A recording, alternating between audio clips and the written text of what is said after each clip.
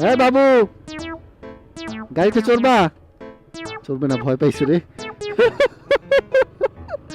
ওরে জিজ্ঞেস করি। হ্যাঁ বাবু, গাড়িতে চড়বা? গাড়িতে চড়বা? কেন ভয় পাও? আর আমি মোটো ব্লগিং করি।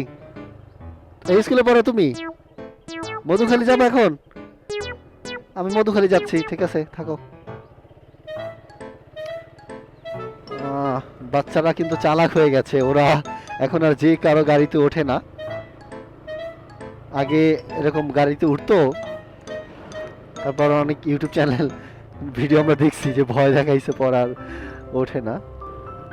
হ্যাঁ, নকশিকাঁথার মাঠে একজন মা তার সন্তানকে হাতে রেখে যাচ্ছে কলস নিয়ে। এটা কিন্তু খুব ভালো একটা ব্যাপার। এই রাস্তায় অনেক সময় বাচ্চারা এদিক সেদিক দৌড় দেয়, খুব সুন্দর এটা।